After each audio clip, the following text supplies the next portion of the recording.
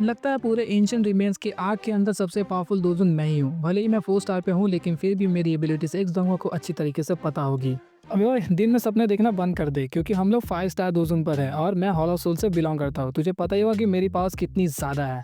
हाँ, 4 स्टार और 5 स्टार दोजन मतलब तुम दोनों को क्या लगता है कि तुम सबसे ज्यादा पावरफुल हो और मैं यहाँ पे बस झुंझुना बजाने आया हूँ? मतलब मेरी एंशिएंट फिनिश ब्लड लाइन जो है वो बिल्कुल बेकार है। अबे ओए, 2 स्टार दोजन यहीं पे मुंह बंद कर ले अपना। 2 स्टार होके इतना ज्यादा फुदक रहा है, एक ही रैप्टे में तेरे फिनिक्स का तोता उड़ा के रख दूंगा। ओल्गोस, तूने बिल्कुल सही बोला, ये कुछ ज्यादा ही खुद को समझने लगा है। अरे तुम लोगों को क्या लगता है कि मैं एक्चुअली मैं 2 स्टार दोजन हूँ? मतलब तुम लोग अभी भी नौसीखी हो। एक्स दोनों अच्छी तरीके से आता है कि मैं कौन से लेवल पर हूँ और मेरे अंदर क्या एबिलिटीज है।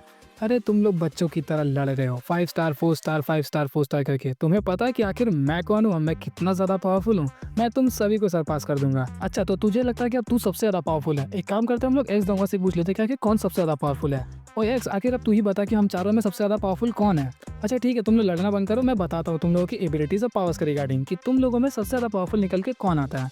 तो अभी तक आप लोगों ने इन लोगों का लड़ना झगड़ना देख लिया होगा, और ये चारों यहाँ पर इसलिए लड़ रहे हैं क्योंकि इनकी कल्टीवेशन ऑलमोस्ट इक्वल है। और इन चारों में सबसे ज्यादा पावरफुल निकल के कौन आता है? और तुम लोग सोच रहे होंगे कि इसके अंदर में बिंग जूनजी और हम लोगों का ये हुआन शुआंग कहाँ से एंटर करेगा, क्योंकि इनकी कल्टीवेशन तो कम है। लेकिन आज की इस वीडियो में मैं आप लोगों को इन सभी के पावर्स के रिगार्डिंग सभी चीजों को क्लियर कर दूंगा। इनफैक्ट मैं आपको बता दूंगा कि इन सभी में सबसे ज्यादा पावरफुल मेरे अकॉर्डिंग कौन निकल के आता है, और तुम लोग अपनी भी राय को डाल सकते हो। और अगर अभी से तुम्हें पता है तो कमेंट कर दो। तो बिना किसी टाइम को वेस्ट किए हम लोग वीडियो को स्टार्ट करते हैं।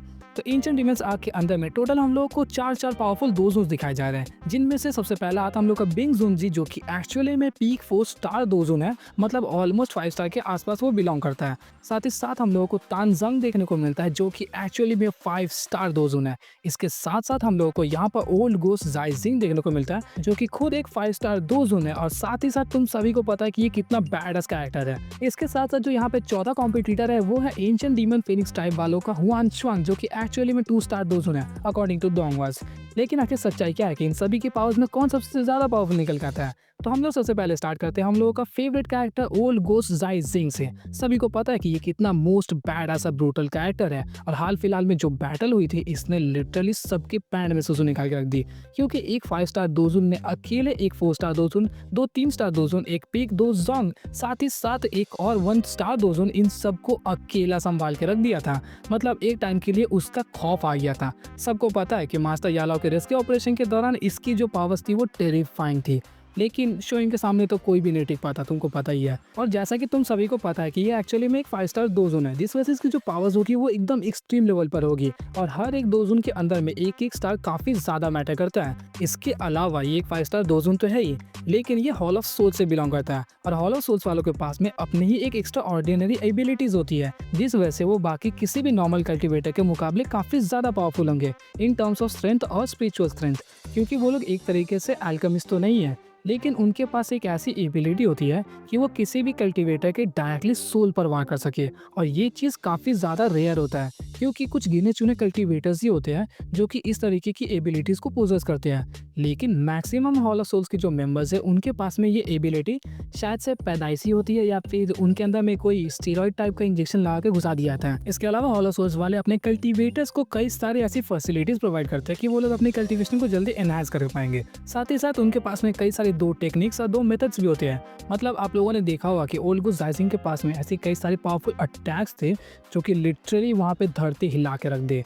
और इन सभी चीज़ों को मिलाने के बाद हम लोगों का ओल्ड गोस्ट जाइजिंग इतना ज़्यादा टेरिबल बंदा बन जाता है जिससे कोई भी जल्दी लड़ना नहीं चाहेगा।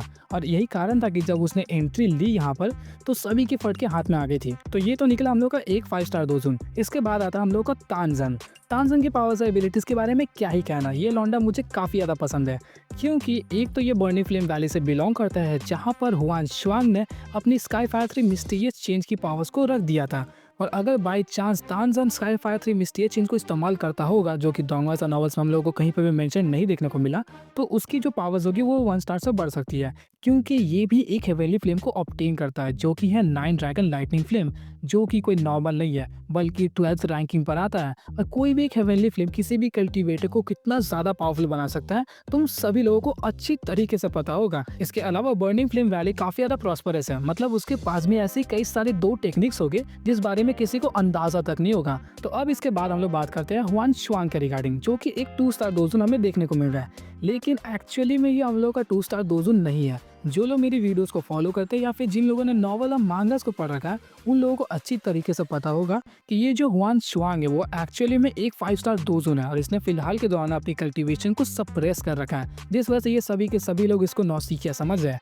लेकिन टेरिबल है ये लौंडा, मुझे काफ़ी ज़्यादा अच्छा लगता है। साथ ही ये एंशिएंट हेवन डीमन फिनिश वालों की ब्लड लाइन को पोजेस करता है। मतलब एक तो ये बीस्ट है जिस वजह से इसकी जो फिजिकल स्ट्रेंथ है वो काफ़ी ज़्यादा होगी। साथ ही साथ एंशिएंट हेवन फिनिश वालों के पास में काफ़ी ज़्यादा टेरिबल स्पीड होती है, जो कि ऑलरेडी इसके अंदर में भी पोजेस्ड होगा। और इन दोनों फैक्टर्स की वजह से ये किसी भी नॉर्मल कल्टीवेटर से ज़्यादा पावरफुल हमें देखने को मिलता है। और ये चीज़ हम लोगों को कई जगह पे मेंशन मिली है कि जो बीस्ट कल्टीवेटर्स होते हैं वो नॉर्मली किसी भी कल्टीवेटर्स के मुकाबले in terms of speed and strength ज़्यादा पावरफुल होते हैं। मतलब हुआन शुआंग को भी इन चीज़ों का बेनिफैक्टर मिलता है। इसके अलावा एंशिएंट डीमन फिनिक्स ट्राइब वाले एंशिएंट क्लैन वाले हैं, मतलब ये टॉप के बीस्ट के अंदर में इनकी काउंटिंग आती है और ये काफ़ी ज़्यादा प्रॉस्परस है। मतलब इनके पास में भी कई सारे पावरफुल हमले होंगे और 2 टेक्निक्स होंगी, जिस वजह से ये अपने कल्टीवेटर्स को काफ़ी ज़्यादा पावरफुल बना देते हैं। और हम लोगों ने एंशिएंट डीमन फिनिक्स वालों का एक पावरफुल हमला को देख ही रखा है, जो कि था डीमन फिनिक्स बेल, और आपको पता है कि कितना टेरिबल है वो चीज़। इन फैक्ट अगर कोई भी cultivator ancient heaven demon phoenix type वालों की ट्रू ब्लड लाइन की इनहेरिटेंस को ऑब्टेन कर लेता है, तो उसकी पावर्स किसी भी normal ancient demon phoenix type वालों की कल्टीवेटर्स के मुकाबले और भी ज़्यादा बढ़ जाएगी। और यही कारण है कि इस क्लैन के अंदर होने की वजह से इसे काफ़ी ज़्यादा बेनिफिट्स मिल रहे हैं, और इन्हीं बेनिफिट्स की वजह से इनकी जो पावर्स है वो हम लोग को इन सभी के बराबर देखने को मिल सकती है। तो इसकी एबिलिटीज़ के साथ साथ आप लोग इसकी कल्टीवेशन के रिगार्डिंग जान गए, और यही कारण था कि ये इतना ज़्यादा टेरिबल हमें देखने को मिलता है। तो अब बात आती है हम लोग के लास्ट लौंडा, जो कि है बिंग जुनजी। और तुम लोग सोच होंगे कि बिंग जुनजी एक्चुअली में पीक 4 स्टार दोजुन पर है, तो मैंने उसे इस लिस्ट के अंदर में रखा ही क्यों। मैं बताता हूँ आखिर क्यों। क्योंकि उसकी जो पावर्स है वो पीक 2 जून पर है, मतलब ऑलमोस्ट 5 के आसपास में। मतलब किसी भी नॉर्मल 4 स्टार दोजुन वालों के मुकाबले वो ज़्यादा पावरफुल होगा, तो इसकी वजह से मैंने इसे ऑलमोस्ट 5 के आसपास में रखा है। लेकिन इसके पास में जो एबिलिटीज़ है वो शायद से इन सभी को सरपास कर देगी। फर्स्ट ऑफ ऑल इसके पास में है आर्टिफिशियल वोफुल पॉइजन बॉडी, और वोफुल पॉइजन बॉडी के रिगार्डिंग ऐसी कई सारी बातें हैं जो आप लोगों को अच्छी तरीके से मालूम नहीं होगी, और इसने आर्टिफिशियली उस चीज़ को क्रिएट किया है, मतलब इसका पूरी तरीके से कंट्रोल है। और वोफुल पॉइजन बॉडी ऐसी कई सारी पॉइजन्स को रिलीज करता है जो कि किसी भी नॉर्मल दोजुन को मार सकती है। मतलब अगर इसने एक बार पॉइजन को रिलीज कर दिया तो शायद से यहाँ पे तांजन को छोड़ के कोई भी नहीं बच पाएगा। लेकिन अब तुम लोग कहोगे कि जब गू क्लैन वालों के साथ में इसकी लड़ाई हुई तब वहाँ पे क्यों मार खाया, तो उस दौरान उसके जो 2 एल्डर्स थे उनकी पावर्स के रिगार्डिंग उतना कंफर्म नहीं था, क्योंकि इसे शायद से 6 स्टार दोजुन वाले ने पीटा था, और ऑफ कोर्स 1 स्टार काफ़ी ज़्यादा मैटर करता है, और यही कारण था कि वहाँ पे मार खा गया होगा।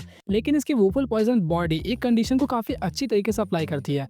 अगर बाई चांस बिंग जुनजी एक ऐसी जगह पे लड़ाई कर रहा है जहाँ पे काफ़ी ज़्यादा पॉइजन्स है, तो ये उसके सराउंडिंग्स को कंट्रोल कर पाएगा। इनफैक्ट उन पॉइजन्स का इस्तेमाल करके काफ़ी अच्छे हमले भी कर सकता है। और इतना कम है तो एक और चीज़ सुन लो, तो इसकी बॉडी के अंदर में हम लोग को एक और 2 की देखने को मिलती है, जो कि है एक्चुअली में आइस 2 की। और आइस 2 की कितना टेरिबल चीज़ है तुम सभी को पता है, कितना कूल और बैडस लगता है, और सबको पता है मैं क्यों बोल रहा हूँ, ऑफकोर्स हाई बोडाउन की वजह से। सो इसी के साथ मैंने चारों की पावर्स और एबिलिटीज़ के रिगार्डिंग आपको बता दिया। तो आप लोगों को कौन सा सबसे ज़्यादा पावरफुल लगता है उस चीज़ को कमेंट कर देना। और मेरे अकॉर्डिंग इनकी जो रैंकिंग है वो इस तरीके की होगी। सबसे लास्ट में मैं जिसे रखूंगा वो ऑफकोर्स बिंग जुनजी रहेगा, क्योंकि वो जो हल्का सा गैप 4 और 5 के बीच में फंस जाता है उस वजह से शायद से बिंग जुनजी लैग कर गया। वरना अगर वो लोग पीक 4 स्टार होते या फिर ये 5 स्टार होता तो शायद से उनमें से कई लोगों को हराने की औकात इसके अंदर थी।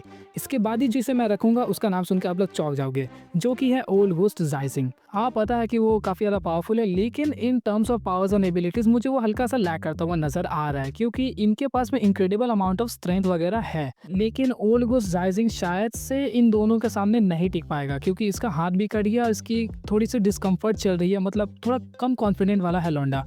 समझ रहे हो ना किस लिए मैं कह रहा हूँ। इसके बाद सेकंड और फर्स्ट के बीच में मैं कंफ्यूज था, लेकिन मैंने आखिरकार सेकंड पे एक जन को पटक दिया, जो कि है हुआन शुआंग। हाँ हुआन शुआंग काफ़ी ज़्यादा पावरफुल होगा, उसके पास में एबिलिटीज़ और स्ट्रेंथ होगी, लेकिन मुझे फिर भी लगता है कि वो तांजन के मुकाबले थोड़ा इन्फीरियर है, क्योंकि इसके पास स्ट्रेंथ है, एबिलिटीज़ है, लेकिन हेवनली फ्लेम नहीं है ना भाई। और हेवनली फ्लेम को हम लोग अंधा सपोर्ट करते हैं, पूरा अंधा सपोर्ट करते हैं, उसकी रोशनी के अंदर में कुछ भी नज़र नहीं आता मुझे। और अब आप लोग समझ रहे हो कि जो सबसे ज़्यादा पावरफुल है मेरे अकॉर्डिंग वो तांजन है, क्योंकि फर्स्ट ऑफ ऑल अगर वो by chance sky fire 3 mysterious चिन्ह को यूज़ करता है तो वो 1 स्टार के जरिए अपनी पावर्स को बढ़ा पाएगा। साथ ही साथ उसके पास हेवनली फ्लेम्स है जिसके सामने अच्छे नहीं टिक पाते। So that's all for the video. तो अब तुम लोग समझ गए ना कि कौन सबसे ज़्यादा पावरफुल है मेरे अकॉर्डिंग। क्या तुम दोनों की ये बात मंजूर नहीं है? एक काम करो, तुम लोग लड़ लो और डिसाइड कर लो कि तुम लोग में सबसे पावरफुल कौन है। अबे बिंगजुनजी कहाँ भाग रहा है? अरे तेरी एबिलिटीज कम है मतलब क्या तू लड़ेगा नहीं? एक बार लड़ तो ले। क्या नहीं लड़ेगा? लो एक कॉम्पिटिटर भी कम हो गया। तो अब आप लोग कमेंट करके बताओ कि इन तीनों में सबसे ज़्यादा पावरफुल आपको कौन लगता है, और अगर बिंगजुनजी के लिए थोड़ी सी भी इज्जत है तो कमेंट कर देना। साथ ही साथ मेरी जो राय थी मैंने उसे बता दिया है, तो आप लोग अपना नाम ज़रूर कमेंट करना। तो मिलता है आपसे एक और इंटरेस्टिंग वीडियो के साथ, तब तक के लिए गुड बाय।